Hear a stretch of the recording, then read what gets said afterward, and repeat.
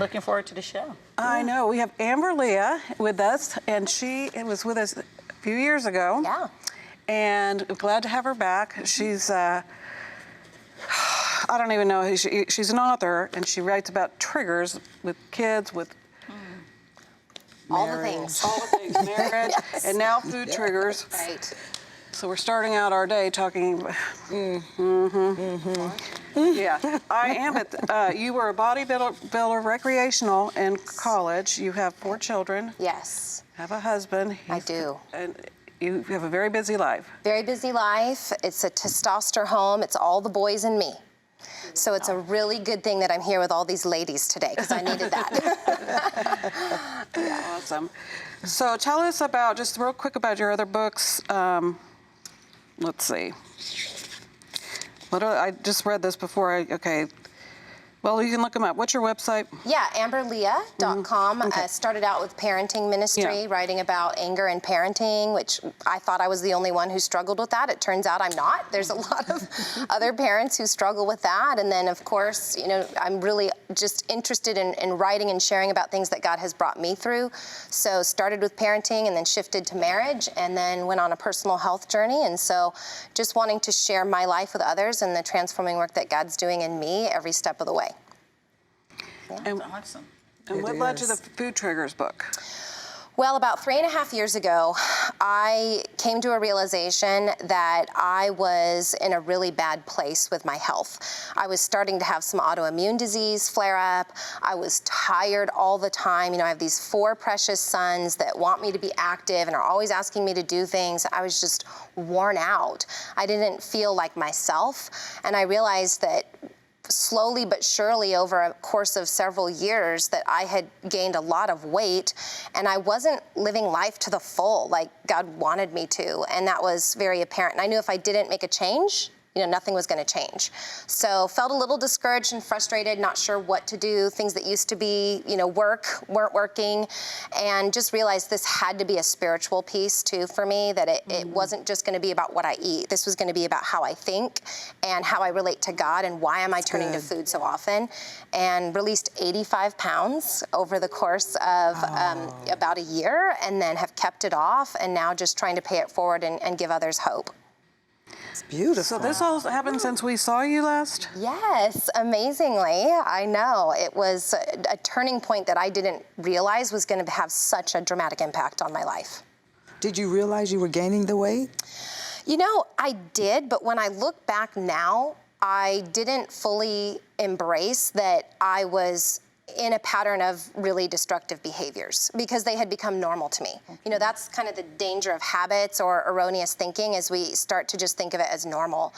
And every night, you know, I had this pattern of going to ice cream after the kids were in bed. It was like that comfort, that like temporary pleasure, and yet it wouldn't last. You know, then I would start to feel guilty, and I just was on this emotional roller coaster all the time because of the things I was eating, and then the sugar high, and then the crash. And so eventually I began to realize, especially when the autoimmune disease started flaring, that this was not the path I needed to continue on. And that was really my wake-up call. So now when I look back, I realize it had been a steady pattern, but thankfully it's behind me. You know, was there anything specific that you could think of that kind of set you on that path? Right, on that path. Right. That's what I'm thinking, yeah. Yes, I recognized that part of my process in developing these unhealthy patterns was emotional mismanagement. I had had a miscarriage a few years earlier. I had not had a lot of time to process that loss. And that was kind of one of the main triggers toward eating more and sort of subconsciously just betraying the fact that I really hadn't handled that well, that I hadn't given all of that to the Lord to help me cope. And so I finally just reached out to a friend because I saw her health journey and I thought, okay, if she can do it, maybe I can. So it wasn't anything big and dramatic that caused me to make a decision on that day to change. I just made a decision one day. Well, I'm just wondering, you had 3 boys at the time. Yeah. And so you're probably on the go a lot. Exactly. And, you know, I have a friend who, she's so busy and she's not thinking about things, and so she would go up and down in her weight, and because she'd just go get fast food and eating it on the way. That's right. But it wasn't because of emotional stuff. It's just you get busy. But then also, I was wondering because during this time since we've seen you last, COVID happened. Yes. And then your kids are home. Yes. And there's the stress of that. And then Very stressful. Yeah. were you home all day with your husband then? That's right. Yep, absolutely. And you're right, Julie. A lot of us, we find ourselves, we're in a place where we're just mindless about what we're doing, or we're in a rush. Routine? Routine. Okay. We haven't made a better plan, right? Okay. And so that's what leads us down this path. And all of a sudden we realize, okay, we've got a lot of weight to lose, and we weren't trying to, it's just happened. And so part of it is also putting in place a plan and, clearing out things that are trigger foods for us so that they're not so easily accessible. Just being much more intentional to replace unhealthy patterns, unhealthy foods with things that are going to be more God-honoring and stewarding our temple, because we only have this one life to live and this one body that God has given us. And if I wasn't taking good care of it, I wasn't going to be as able to do the things that God wanted me to do, to be the kind of mom I wanted to be. And that weighed on me. I never felt God's condemnation, but I did feel that little bit of conviction. And so I just realized that part of the way Satan was trying to steal and kill and destroy my life was by making me unaware of his schemes. And for me, I had to get back on track and then become more intentional and purposeful about actually making healthier habits. So I love nuts. And so that would be my snack at night instead of, say, chips or sweets, because sweets, the sugar is terrible. But, and it contribute to the autoimmune stuff too, right? Absolutely. But then I feel like the nuts were making me fat. Yeah. So, Yes. would I have been better off having a handful of chips or a handful of nuts? I don't know. Well, so the nuts, it's interesting because sometimes a lot of us are just having too much of a good thing. And that was another pitfall I would fall into. It's like, okay, I got all these good things, but now I'm having too much of them, and that's not healthy either. So one practical thing that I do, because the nuts are actually a good choice, Julie, so well done, it's portioning them in little baggies or in a little bowl so that you don't overdo it, because that's where I would also be tripped up, is instead of having, 8 or 9 or 10 almonds, I was having like 2 fistfuls. You got the bag right you there, got the right? bag, Yeah. So you just keep going. Yeah. So even now with my kids, like if I hand them a bag, they won't open it. Like they just automatically wait for me to give them their little bowl to put a portion in. So they've learned along with me healthier habits too, even with portions. Wow. So, Go ahead. no, go ahead. No, you do it. Well, I was just going to ask tell us how it began for you. When you said, okay, I have to do something. Yes. How did you start? Well, I chose a medically designed plan, and there's lots of different things out there. So, as long as you find something that fits your lifestyle. I had to find something that was really simple. So I chose a plan where I could eat every 2 to 3 hours, just like littler meals, because I didn't want to do a lot of complicated food prep. I didn't want something that was too extreme. I wanted something that would fit into my busy lifestyle as a mom. I was homeschooling my children, working from home. So I did just some research. I found something that would work for me, and then really it's just about a commitment. I think a lot of us get tripped up because we are trying to be super motivated, an emotional reason to start something, and I think that's an error. We just need to be committed regardless of our feelings and emotions and make a decision to begin something and then set ourselves up for success that way. So your prep for this day that you decided to do it looks like? Yep, so I cleared out my trigger foods of the pantry that I know are things I'm gonna turn to in a moment of weakness. And then on the weekend, I would plan, what are some really healthy meals that the whole family can have that are protein and vegetables, a good mix that my kids will also enjoy. So I planned ahead with that. And then I would literally prepare, kind of like I mentioned to you, Julie, those kind of smaller healthy snacks throughout the day, like little bags of almonds. I would slice up some peppers and some celery sticks, some hummus. I'd, get some Greek yogurt with little parfaits with like fruit on the side for my kids. And I would stock my refrigerator with those things. And I'd literally set a timer to remind myself to eat every 2 to 3 hours. So my blood sugar and my metabolism would be stable. And little by little, those changes made a big impact. Sometimes we think we have to do big, enormous changes, and we don't always. Sometimes it's just the little things. even just hydrating, 8-ounce glasses of water every day. And there's a lot of spiritual implications with that too. It's like God is, and the Word is our living water. And so I also would be like, every time I'd eat a little something, I'd have a glass of water, and that would be a little prayer. Lord, you satisfy me. I don't need to go to the ice cream or the donuts or whatever. You are my satisfaction. And so just meditating purposely as I was preparing and putting these things in place, it really became a spiritual transformation for me too. Wow. So my daughter lost 30 pounds by doing that, eating every few hours, and she tries to get me to do it, and I'm like, I'm not hungry.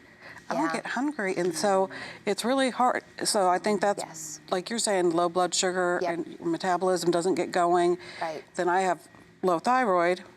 I mean, I take medication, but it's still, you still struggle with it. Yeah. And then now hormones. Yeah.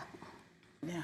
Yeah, like you said, the things that used to work don't work to lose weight. So, well, I think one of the important mindset shifts is starting to think of food as fuel and as a tool that God uses to nourish our body. So, you know, we often want to eat just when we're hungry or because something tastes good. And obviously God gave us food to enjoy. It's okay for it to taste good. But I had to really turn my thinking about the purpose of food. What was it for? It was to fuel my body, to help stabilize my metabolism and my blood sugar. Food can actually be medicine for our bodies as opposed to something that fosters disease. And so when I started to look at it like that, it became one more way that I'm doing my part to honor God, because He's always going to be faithful. And so these little things were ways that I could demonstrate my commitment to being faithful to Him. Whether or not I'm hungry or not, whether or not it's about taste, it's just me taking good care of my body and fueling it in a way that's going to help me actually cope emotionally, spiritually, and physically. So I've heard this thing about shocking your body when you Yes. get ready to start. Is that part of what you do? It I is. mean, you know, to get you, Yeah. you know, in the routine, get you in the mode, get you in the mood or whatever, you know, Yes. mentally, mindset. So how does that work? Great question, yeah. So I do recommend that we get rid of a lot of the sugars, refined sugars, like switching to more natural sugars and things, processed foods, very minimal processed foods, eating more naturally, because that is gonna cause you to detox. That's gonna be a shock to your system. But the good news is it's usually only a few days and it's manageable. But what's amazing that a lot of us don't realize is that by the 4th day, we've kind of shocked our system a bit and kind of cleansed and gone through that. Now we actually feel a lot more energy. The brain fog lifts. We start thinking more clearly.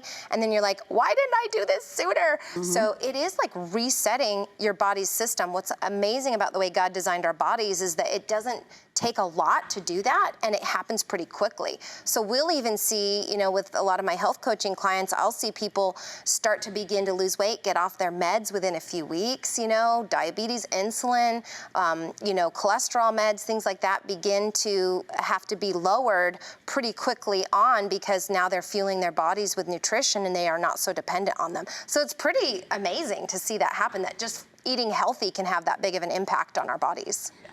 So does your book give us some reference or point of reference how to do that? Yeah, absolutely. And even on my website, I have a section for where people can do, you know, a wellness discovery form and take a little quiz to kind of be aware of what some of their needs are. And there's information there on my health journey and some tips and things I recommend. And the book is full of practical advice too, things that simple changes that people can make that will really have a big impact on them. Good. Yeah. Very you good. talk about like inflammation, foods like dairy that I've just are the hardest to give up. I know. So you're right. Dairy, sugars, a lot of things that you know, foster inflammation in our bodies, high carbs, So just trying to choose things that are low glycemic index. So even fruit, for example, you know, it's sugar, it's natural sugar, but it can even wreak havoc on our bodies if we're having too much of it.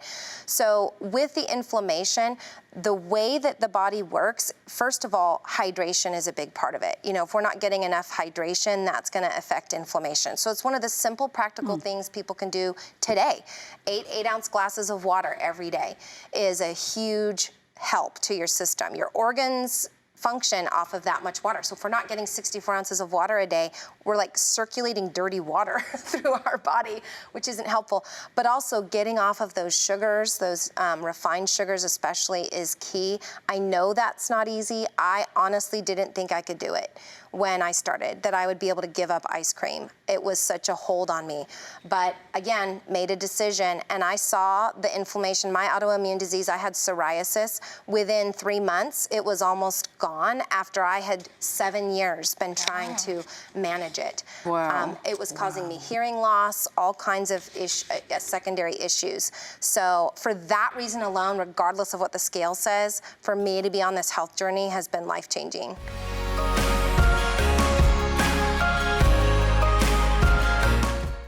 Hey everyone, hope you enjoyed the video. To see more like this, be sure to hit the subscribe button below and get all the latest content from TCT Ministries. We'd love to pray alongside you for God's blessings in your life, so you can email your prayer requests to prayer@tct.tv or click the link below and submit your request at tct.tv. God bless you and thank you for watching.